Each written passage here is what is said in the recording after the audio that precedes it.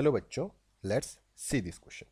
The question says in triangle ABC, if cos A cos square C by 2 plus C cos square A by 2 equals to 3B by 2, then ABC are in option by AP, option B GP, option C HP and option D none of these. तो यहाँ पे बच्चों हमारा क्या की concept है? यहाँ पे जो हमारा की कंसेप्ट है वो है हमारी कंडीशंस. तो सपोज अगर A comma B comma C ये क्या है हमारे AP में है, तो जब ये AP में होते हैं तो जो हमारी इक्वेशन आती है वो होती है 2B equals to A plus C. वैसे ही अगर ये हमारे GP में होंगे तो क्या कंडीशन आएगी? ये आएगी हमारी 2B इक्वल्स टू ए सी. अब ये हमारे HP में होंगे तो हमारी क्या कंडीशन आएगी? हमारी कंडीशन आती है 2/B equals to A plus C divide by A C. Now अब हम यहाँ पे ट्राइंगल ड्रॉ करते हैं. तो अगर यहाँ पे हम एक ट्राइंगल ड्रॉ करते हैं बच्चों, ये हमारा एक ट्राइंगल है, ये है साइड ए पॉइंट, ये बी और ये सी. अब एंगल ए के अपोजिट वाली साइड ए होती है, बी के अपोजिट वाली साइड बी होती है और सी के अपोजिट वाली सी होती है. और हमें यहाँ पे फाइंड क्या करना है?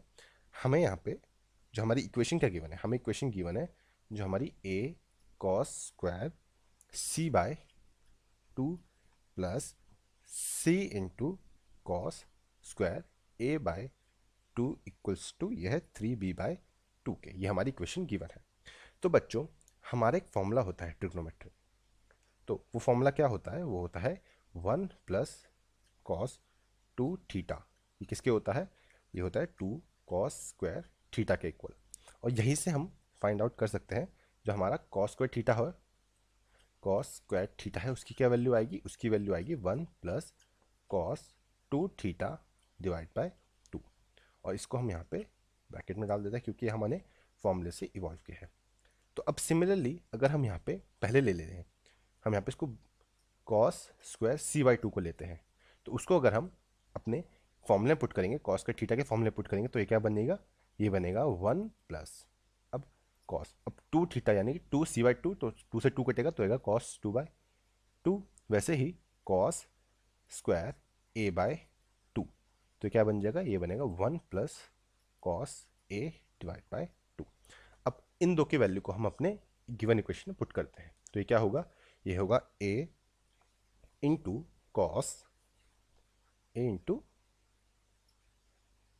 यहाँ पे 1 प्लस आ जाएगा, तो A into 1 plus cos C by 2 plus C into 1 plus cos A by 2 equals to 3b/2. तो यहाँ पे बच्चों 2 से ये तीनों 2 कैंसिल आउट हो जाएंगे.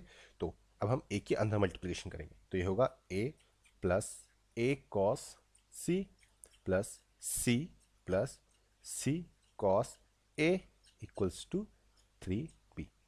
ये हो जाएगा A plus C plus A cos C plus C cos A equals to 3b. अब बच्चों यहाँ से हमारा कोसाइन लॉ लगेगा. तो हमारा कोसाइन रूल क्या कहता है? तो जो हमारा कोसाइन रूल होता है उसमें जो हमारे कॉस सी की जो वैल्यू होती है वो क्या आती है? वो होती है हमारी A square plus B square minus C square divide by 2ab. और सिमिलरली कॉस ए की क्या वैल्यू होगी? वो होती है ए स्क्वायर प्लस ए स्क्वायर नहीं आती, यहाँ पे आता है बच्चों हमारा बी स्क्वायर, ए स्क्वायर नहीं आता, हमारा आता है यहाँ पे B square plus C square minus A square divide by 2bc बच्चों. तो हमने यहाँ से ये वैल्यूज फाइंड करी है, तो इन वैल्यूज को हम क्या करेंगे? यहाँ पे पुट करेंगे. तो ये क्या होगा? ये होगा a प्लस सी इंटू, यहाँ पे आएगा पहले हम ए इंटू कॉस सी की वैल्यू पुट करेंगे तो ये होगा यहाँ पे A square plus B square minus C square divide by 2ab plus C into B square plus C square, ये आएगा यहाँ पे B square B square plus C square minus A square divide by 2bc into 3b/2 बच्चों। 3b 2 नहीं आएगा यहाँ पे, 2 तो हमारा कैंसिल आउट हो गया था, तो आएगा 3b। अब यहाँ पे हम क्या करेंगे, इस a से ये कैंसिल आउट हो जाएगा और इस c से यहाँ पे